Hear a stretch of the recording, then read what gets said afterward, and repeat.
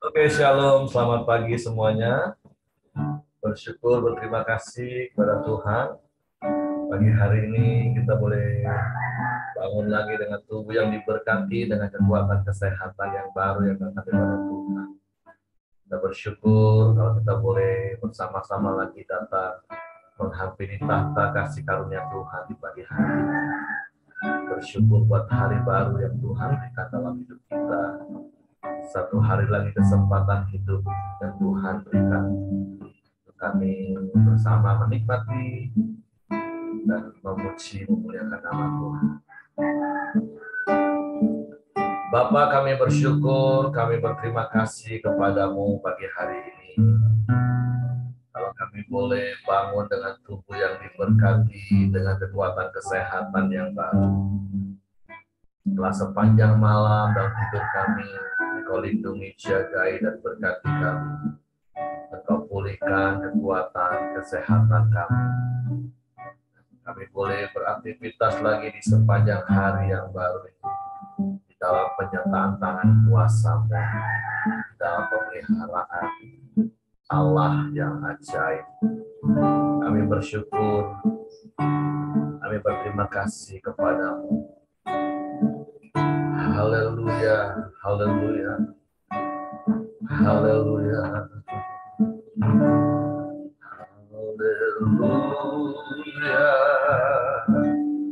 haleluya, haleluya,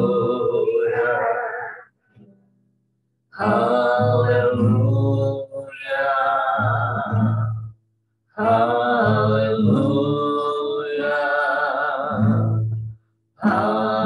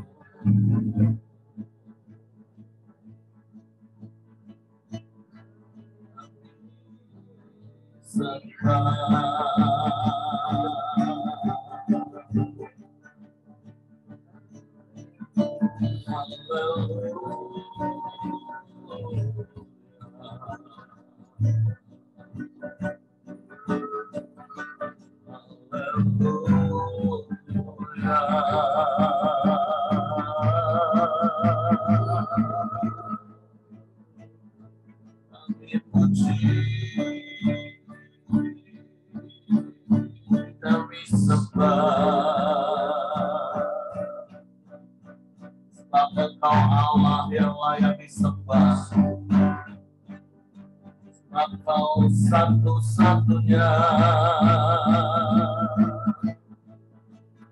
tiada yang lain, tiada yang sama sepertimu. Kami puji Engkau.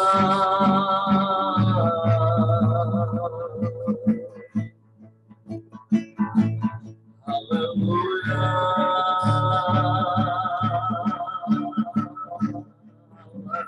haleluya, haleluya. Ajaib Kau Tuhan, dahsyat,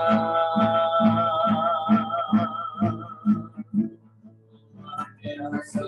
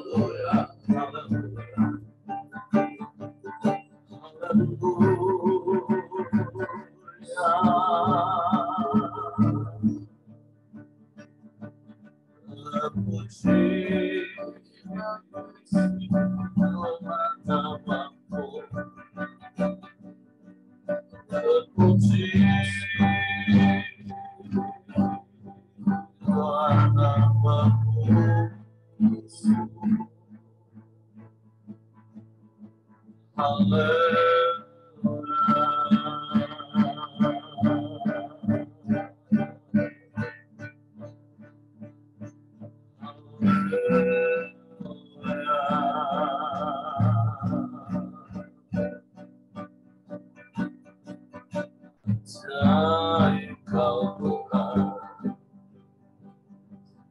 ajaib Kau Tuhan, kami sembah,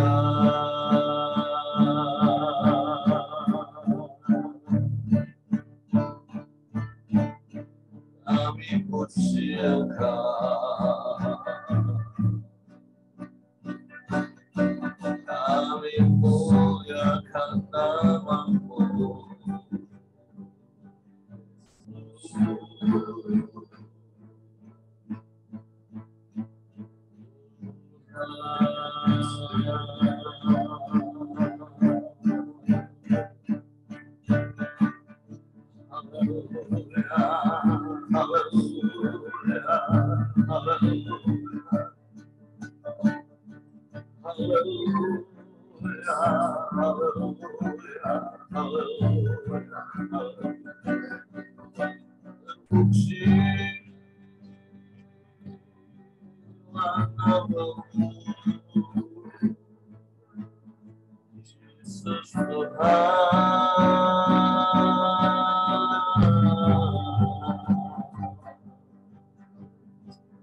Yesus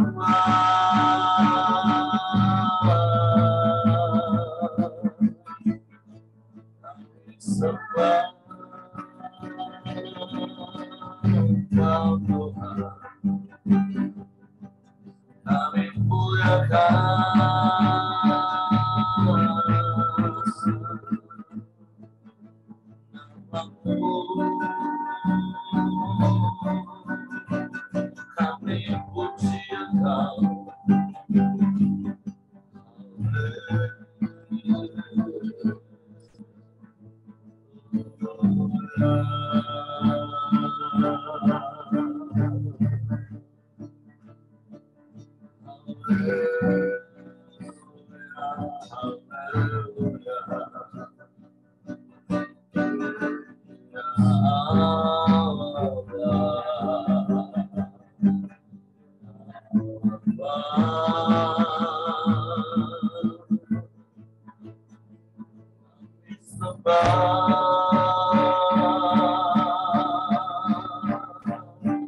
Kami tinggikan nama-Mu, kami agungkan, kami muliakan. Sebab hanya kepada-Mu hati kami berharap dan percaya. Sebab Engkau Allah yang ajaib, Allah yang dahsyat, yang luar biasa.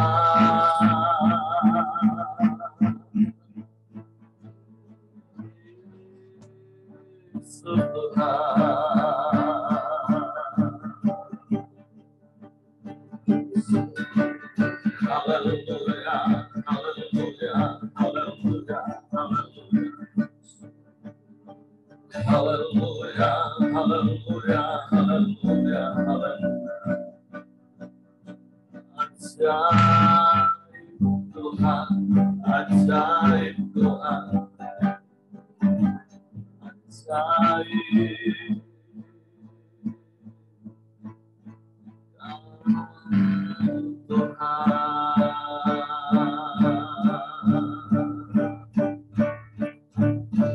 Hanya kepada-Mu hati kami percaya. Kami mau berpegang teguh pada janji-janji firman-Mu. Sebab firman-Mu lah sumber kehidupan kami, sumber kekuatan bagi kami. Firman-Mu jawaban bagi kami. Firman-Mu pelita bagi jalan kami, bagi kaki kami. Kami kuat, firman-Mu yang meneguhkan hati kami. Kami percaya hanya pada-Mu, Yesus.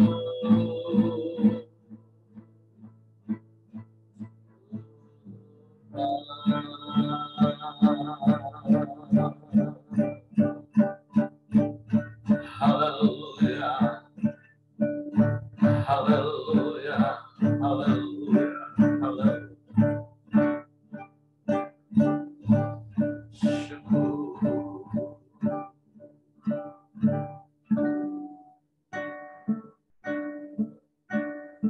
Firman-Mu berkata Kau besertaku, maka kuat roh dan jiwaku.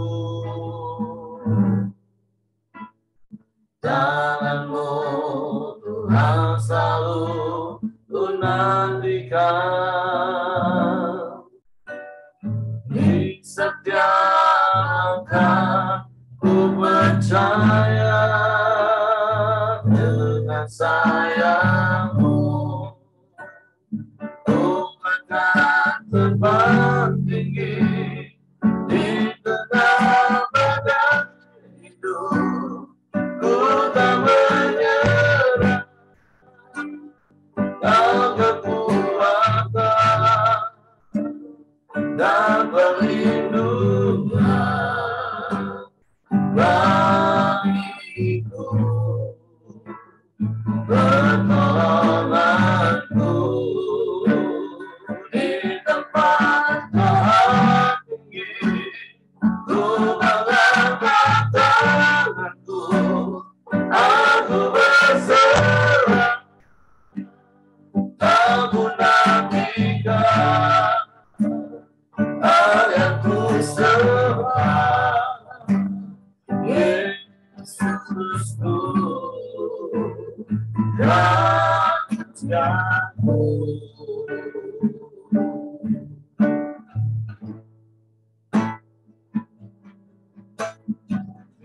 Aku berkata Kau besertaku, maka kuat roh dan jiwaku. Tuhan selalu ku nantikan. Di setiap langkah ku percaya dengan sayang-Mu, ku akan terbang tinggi di tengah hidup. Ku tak menyerah, Kau kekuatan dan perlindungan bagiku, pertolonganku di tempat maha tinggi. Ku mengangkat tanganku, aku berserah, Kau ku nantikan, Kau yang ku sembah, Yesusku. Dengan sayang-Mu, dengan sayang-Mu, ku akan terbang tinggi di tengah badai hidup. Ku tak menyerah, Kau kekuatan dan perlindungan bagiku, pertolonganku di tempat maha tinggi. Ku mengangkat tanganku, aku berserah, Kau ku nantikan, Kau yang ku sembah, Kau ku nantikan, Kau yang ku sembah, Kau ku nantikan, Kau yang ku sembah, Yesusku, Rajaku.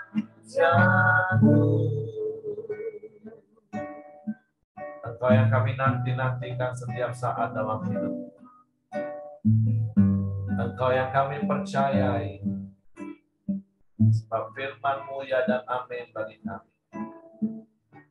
Firman-Mu pelita bagi kaki kami dan terang bagi jalan-jalan kami. Firman-Mu menjadi kekuatan bagi kami untuk kami berjalan dalam hidup ini. Bahkan mengatasi badai kehidupan. Karena firman-Mu ya dan amin bagi kami. Bapa, kami siapkan hati kami lagi pagi ini untuk firman-Mu. Roh Kudus tolong kami untuk mengerti, untuk kami memahami firman-Mu. Sehingga kami percaya firman-Mu dan melakukan-Mu. Dalam nama Yesus kami sambut firman-Mu. Haleluya, haleluya, haleluya. Amin. Oke, silakan Pak Yosia. Baik, Shalom, selamat pagi teman-teman semua. Puji Tuhan untuk pagi hari ini ya, kita boleh bersama-sama, boleh memuji dan menyembah Tuhan, dan kita hari ini mau sharing dengan firman Tuhan. Hari ini kita sudah sampai kepada Wahyu pasalnya yang ke-8, ya. Kita baca dari ayat yang pertama sampai dengan ayat yang ke-5, ya, yaitu mengenai materai yang ke-7. Artinya masih ada 6 materai yang sebelumnya ya. Kita sampai kepada materai yang terakhir. Saya bacakan. Dan ketika anak domba itu membuka materai yang ke-7, maka sunyi senyaplah di surga, kira-kira setengah jam lamanya. Lalu aku melihat ke-7 malaikat yang berdiri di hadapan Allah, dan kepada mereka diberikan 7 sangkakala. Ayat 3, maka datanglah seorang malaikat lain, dan ia pergi berdiri dekat mezbah dengan sebuah pedupaan emas. Dan kepadanya diberikan banyak kemenyan untuk dipersembahkannya, bersama-sama dengan doa semua orang kudus di atas mezbah emas di hadapan tahta itu. Maka naiklah asap kemenyaan bersama-sama dengan doa orang-orang kudus itu dari tangan malaikat itu ke hadapan Allah. Lalu malaikat itu mengambil pedupaan itu, mengisinya dengan api dari mezbah, dan melemparkannya ke bumi. Maka meledaklah bunyi guru disertai halilintar dan gempa bumi. Kita kembali lagi ya, materai. Apa sih arti materai? Ya, biasanya materai itu bicara tentang sebuah perikatan atau sebuah perjanjian. Ya, jadi kalau dulu itu biasanya sebuah perjanjian itu disimpan di dalam sebuah gulungan, ya, dimaterai gitu ya, tidak boleh dibuka. Ya, kalau dibuka itu bisa mendatangkan hukuman. Nah, hari ini kita sudah sampai materai yang ke-7. Ya, di sebelum-sebelumnya kita tahu ada beberapa materai, ya. Yang materai pertama itu mengenai antikristus yang dilepaskan. Terus materai yang kedua itu mengenai perang yang dimulai. Materai ketiga terjadinya kelaparan. Materai keempat yaitu hasil perang dan kelaparan, ya, terjadi banyak kematian. Kelima, penganiayaan umat Tuhan. Materai keenam, terjadi gempa bumi besar, ya. Dan materai ketujuh mengenai penghakiman. Hari ini kita bahas tentang materai ketujuh. Jadi kalau kita baca ini, kalau kita kembali kepada perjanjian kita lihat di surat di dalam beberapa Injil yang lain, ya, kita lihat di Injil Matius juga ini berbicara ketika murid-murid Tuhan Yesus datang kepada Tuhan Yesus dan katanya kepada kami, itu ada di Matius 24 ayat 3 sampai 14. Bila manakah itu akan terjadi? Apakah tanda-tanda kedatanganmu dan tanda kesudahan dunia? Ini sangat mirip sekali ya sebenarnya ya kalau kita baca. Kalau di Injil Matius disebutkan paling tidak ada 7 tanda mengenai kedatangan Tuhan Yesus, yaitu pertama adanya orang yang menyesatkan, ya, kedua terjadinya peperangan, ketiga adanya bangsa dan bangkit melawan bangsa, terjadi bencana kelaparan dan gempa bumi, terus banyak orang yang murtad, banyak muncul nabi palsu, dan kasih kebanyakan yang menjadi dingin, dan satu tanda yang paling penting yaitu Injil Kerajaan akan diberitakan di seluruh dunia menjadi kesaksian bagi semua bangsa kita. Ya, itu mirip sekali dengan materai yang kita sebutkan, 7 materai tadi. Ya. Nah, Materai ketujuh ini sebenarnya berbicara tentang apa ya? Di ayat pertama dikatakan, ketika anak domba membuka materai ketujuh, maka sunyi senyaplah di surga kira-kira setengah jam lamanya. Ya, jadi materai ketujuh ini bicara tentang kedatangan Tuhan yang kedua kali, ya. Jadi materai ketujuh ini berbicara mengenai rahasia apa yang akan terjadi di kemudian hari. Satu hal yang kita harus ingat bahwa surat Wahyu ini ditulis oleh Rasul Yohanes, ya. Kondisinya dia di penjara, kondisinya sangat tertekan sebenarnya ya.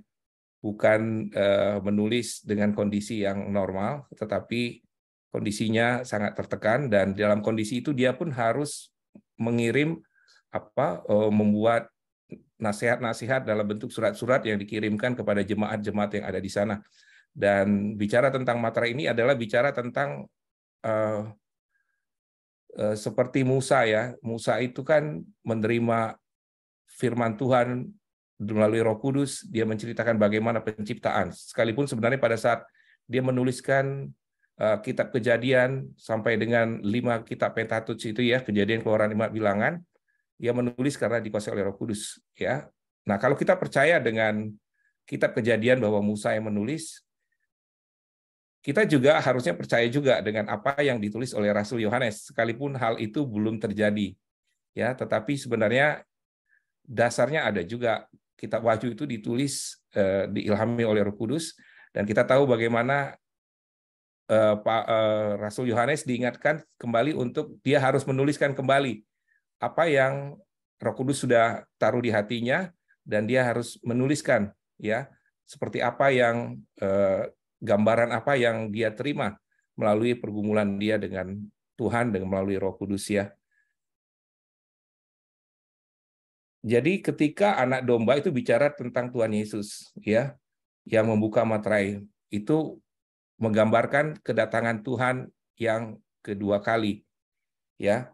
Dan di ayat kedua dikatakan, aku melihat ketujuh malaikat yang berdiri di hadapan Allah, dan mereka diberikan 7 sangkakala ya. Kita tahu sangkakala itu, kalau tradisi orang Yahudi ya, mereka membunyikan sangkakala. Sangkakala itu trompet yang menandakan harus berkumpul ya, harus berangkat, atau panggilan kepada umat Israel untuk sama-sama berkumpul untuk memulai perperangan.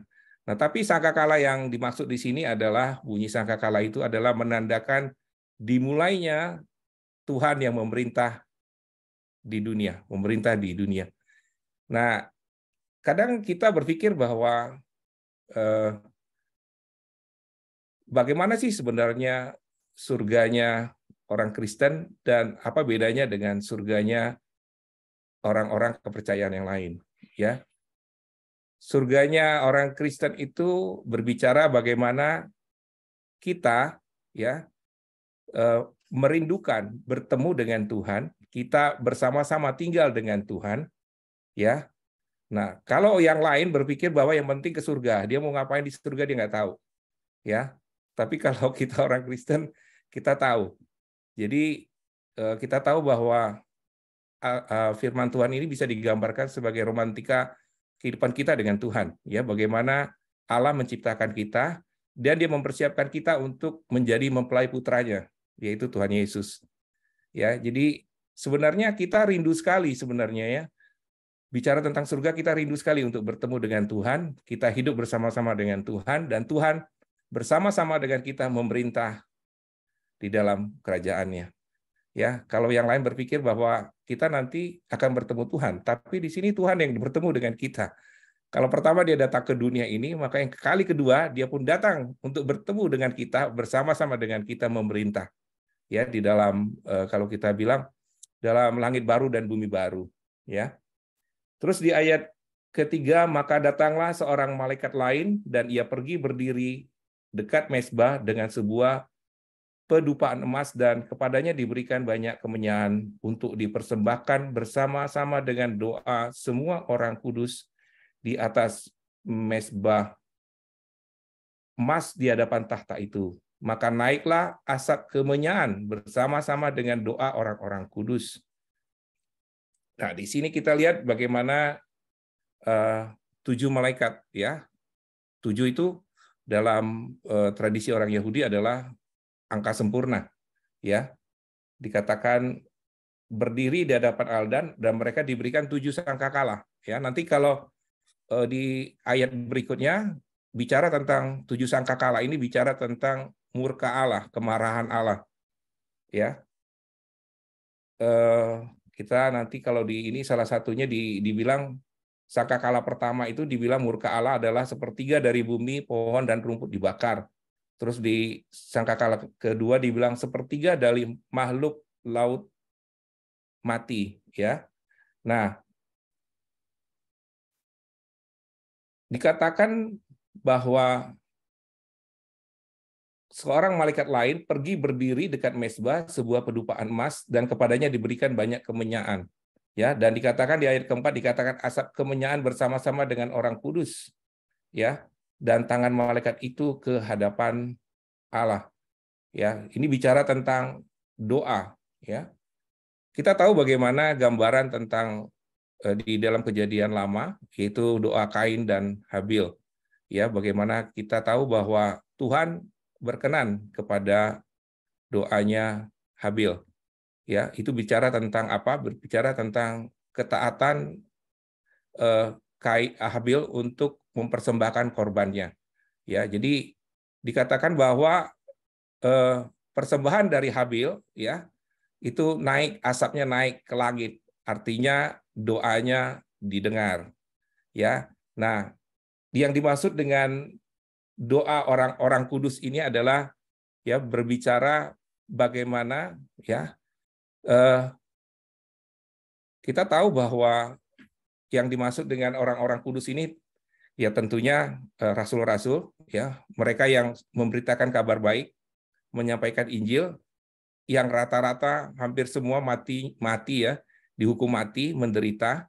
Terus kalau sekarang kita bilang pemberita-pemberita Injil, ya, tidak ada pemberita-pemberita Injil yang tidak mengalami kesusahan dan kesesakan. Termaksud Yohanes yang menuliskan kitab Wahyu ini, dia mengalami penderitaan. Makanya dia menulis surat Wahyu, ya, berbicara bahwa penderitaan orang-orang kudus, ya, martir-martir itu diterima. Ya, kita lihat dikatakan bahwa asap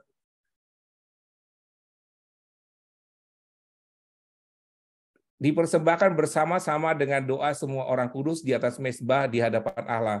Maka naiklah asap kemenyaan, ya. Asap kemenyaan naik itu bicara bahwa doa yang didengar. Tuhan berkenan dengan doa-doa orang kudus. Ya, jadi kita melihat kadang seringkali kita berdoa, ya, minta pertolongan Tuhan, ya. Sepertinya kadang Tuhan tidak mendengar doa kita. Ya, kemarin pernah disampaikan ibu-ibu Cia-Cia juga, ya. Ya, dia bergumul untuk membuka pelayanan di Air Hitam. Justru orang-orang yang tadinya dipikir yang banyak membantu malah enggak, kan begitu, ya. Tetapi Tuhan tetap mendengar doa-doa orang-orang yang setia kepadanya, orang-orang yang memberitakan kabar baik, ya, supaya semua orang juga bisa mendengarkan kabar keselamatan. Banyak orang yang bisa diselamatkan, ya. Dan satu hal yang bisa saya dapat sebenarnya dari firman Tuhan hari ini adalah berbicara tentang hubungan kepada Tuhan, hubungan kita dengan Tuhan. Seringkali memang kita berdoa, ya, sepertinya Tuhan tidak mendengar doa kita, ya. Seringkali ini bagaimana ya Tuhan, ya? Kok saya sudah memberitakan kabar baik, bukankah aku memberitakan pekerjaanmu, ya, menyampaikan ini, tapi kok sepertinya Tuhan tidak menjawab doa-doa kita, ya. Hari ini kita dikuatkan bahwa doa itu naik ke atas sampai ke langit. Ya, tidak hanya sampai di langit-langit saja, tapi sampai ke langit. Artinya Tuhan mendengar setiap permohonan dan doa-doa kita. Jangan pernah lelah berdoa, jangan pernah berhenti memberitakan kabar baik, ya, karena tidak ada pemberitaan kabar baik, doa-doa kita yang sia-sia, ya. Hanya kita perlu waktu untuk mengerti ya jawaban Tuhan, apa yang menjadi kehendak Tuhan. Bukankah firman Tuhan bilang, aku tidak pernah mereka-rekakan hal yang buruk. Karena segala sesuatu, sekalipun sepertinya Tuhan tidak menjawab, sebenarnya Tuhan sudah menjawab. Ya, karena segala sesuatunya mendatangkan kebaikan dan damai sejahtera buat kita. Di ayat kelima dikatakan, lalu malaikat itu mengambil pedupaan itu, mengisinya dengan api dari mezbah, dan melemparkannya ke bumi. Maka meledaklah bunyi guru disertai halilintar dan gempa bumi. Ya, nah jadi ini berbicara tentang bagaimana murka Allah. Ya, kita tahu Allah yang mengasihi, tapi Dia juga Allah yang adil. Ya, bagaimana membuktikan bahwa Tuhan itu adil? Ya, ketika Dia datang kedua kali, ya, pertama Dia datang untuk menyelamatkan kita, ya, lahir di kandang domba. Tapi kedatangan Tuhan yang kedua kali, Dia datang sebagai Raja yang memerintah, Dia datang sebagai hakim, ya, yang menghakimi. Ya, itulah bukti bahwa Tuhan itu adil. Dia menghakimi orang-orang yang sudah berkali-kali mendengar kabar keselamatan, untuk orang-orang yang sudah berkali-kali diingatkan mengenai kabar baik, tapi tidak pernah mau percaya. Ya, nanti besok kita akan sampai kepada sangkakala yang pertama, kedua, ketiga, keempat, kelima, dan keenam, sampai yang ketujuh, yaitu mengenai murka Allah. Ya, jadi ini apakah memang berbicara juga tentang Tuhan menjawab doa-doa kita? Artinya doa kita untuk orang-orang yang tidak percaya itu adalah hak Tuhan untuk membalaskan murka Tuhan untuk orang-orang yang tidak mau percaya. Puji Tuhan, mungkin itu ya Pak Heri yang bisa saya sampaikan dari 7 materai ke yang ketujuh tadi. Saya serahkan ke Pak Heri. Oke, terima kasih untuk Pak Yosia buat sharing firman Tuhan yang dibahas dari ayat per ayat. Sekali lagi, ada banyak hal yang kita percaya, apa yang ditulis kitab Wahyu sebagai sebuah nubuat, sebagai sebuah penglihatan yang dilihat oleh Yohanes tentang apa yang akan terjadi hari-hari ini, di mana kita sedang hidup di akhir daripada akhir zaman. Kalau bicara tentang soal peta zaman, kita kan sudah ada di penghujung dan ada begitu banyak tanda-tanda yang digenapi. Kalau beberapa hari yang lalu kita juga bukan kejutan sih, saya pikir memang kan 1 bulan terakhir ini gempa bumi terjadi di mana-mana di negara kita juga bergantian dari satu tempat ke tempat lain, bahkan yang terakhir di daerah Turki dan Suriah terjadi gempa yang cukup besar dengan korban yang cukup banyak, dan itu adalah salah satu tanda. Walaupun tentu seperti saya katakan berkali-kali ya, sejak berapa puluh tahun yang lalu, tanda-tanda ini ya berulang kali dinyatakan dan semakin meningkat. Tetapi terlepas daripada itu semua, harusnya sebagai orang yang percaya, ya justru kita harus semakin teguh, semakin beriman dan percaya pada firman bahwa apa yang para nabi sampaikan, bahkan apa yang Yesus sampaikan 2000 tahun yang lalu, apa yang Yohanes tulis 2000 tahun yang lalu, semuanya itu digenapi hari-hari ini. Karena memang kita percaya kita punya Tuhan yang setia, yang menggenapi semua janji-janjinya. Nah, tentu bagian kita adalah iman kita jangan goyah, Dan apalagi secara khusus tadi Pak Yosia juga sampaikan bicara tentang doa kita. Doa adalah sebuah hubungan dengan Tuhan, baik itu dalam bentuk pujian penyembahan kepada Tuhan, rasa syukur kepada Tuhan yang naik di hadapan hadirat Tuhan, dan juga bicara tentang permohonan tentu di dalamnya. Nah, dalam permohonan doa pengharapan kita kepada Tuhan, maka percayalah bahwa Tuhan adalah jawaban setiap doa kita. Walaupun berkali-kali saya juga ingatkan, jawaban Tuhan itu bisa iya, bisa tidak, bisa tunggu. Tapi percayalah bahwa seperti apa yang Pak Yosia tadi katakan, Tuhan itu turut bekerja dalam segala sesuatu untuk mendatangkan kebaikan bagi kita. Jadi jangan jemu-jemu berdoa, dan biarlah doa kita itu bukan menjadi tuntutan kepada Tuhan, lebih berbanyak kita doa dalam konteks mengucap syukur kepada Tuhan, memuji, menyembah Tuhan, sehingga naik ke hadapan hadirat Tuhan seperti asap kemenyan yang berbau harum, yang menyenangkan, menyukakan hati Tuhan. Jadi doa kita yang adalah hubungan itu bukan didasari karena ego kita, bukan didasari karena kemarahan kita, kekecewaan kita, terus kita menuntut Tuhan, tapi hubungan di dalam doa itu adalah sebagai sebuah hubungan yang intim, yang dipenuhi dengan kasih, yang bersyukur dan memuji menyembah Tuhan. Oke, itu saja yang bisa saya tambahkan bagi hari ini Bapak Ibu. Mungkin di antara Bapak Ibu yang lain juga mendapatkan hal-hal yang lain yang ingin dibagikan kepada kita. Kalau tidak, saya serahkan kepada Hengki. Oke, mari kita masuk dalam doa kita di pagi hari ini. Silakan Ko Johan, nanti ditutup sama Pak Yosia. Ya, mari kita berdoa.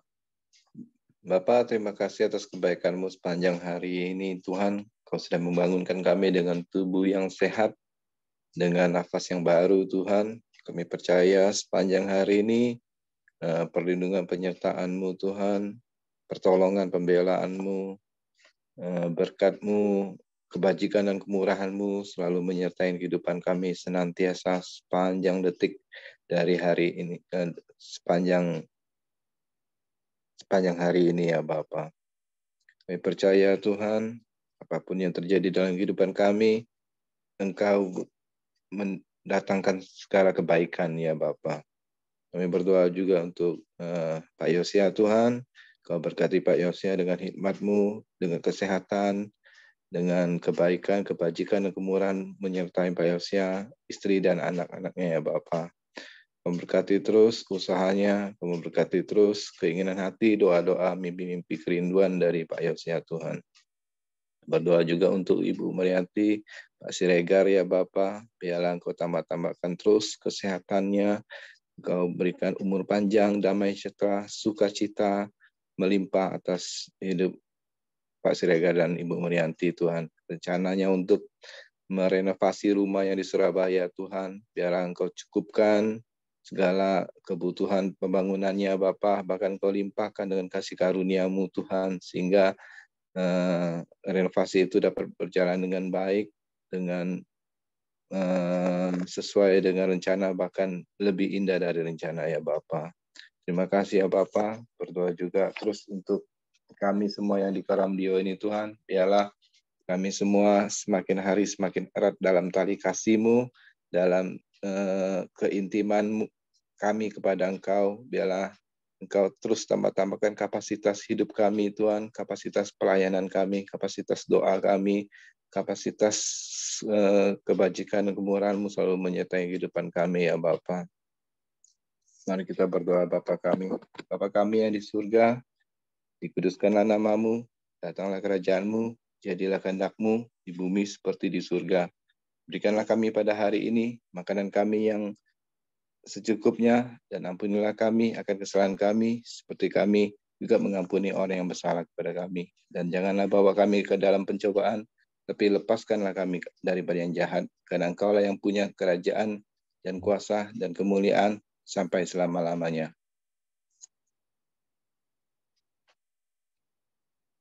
Bapak, terima kasih untuk pagi hari ini.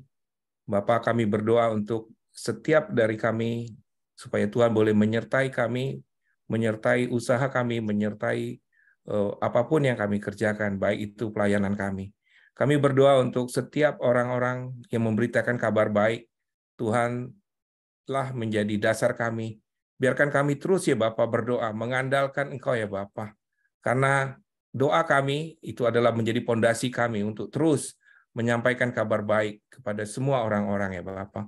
Kami juga mau berdoa untuk pemimpin-pemimpin yang ada di gereja ya Bapak, supaya Engkau Tuhan tetap memberikan Roh Kudus ya Bapak, untuk mereka bergerak terus menyampaikan kabar baik, bahwa waktunya sudah semakin singkat ya Bapak. Biarlah firman Tuhan boleh didengarkan kepada semua orang, dan semua orang boleh menjadi percaya.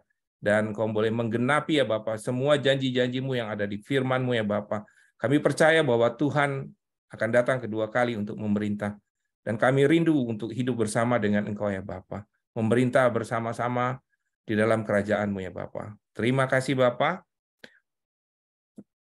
Kiranya berkat sukacita dan damai sejahtera dari Allah Bapa di dalam nama Tuhan Yesus dan persekutuan yang manis dengan Roh Kudus mulai hari ini sampai dengan selama-lamanya. Amin. Oke, semangat pagi, selamat beraktivitas, Tuhan memberkati.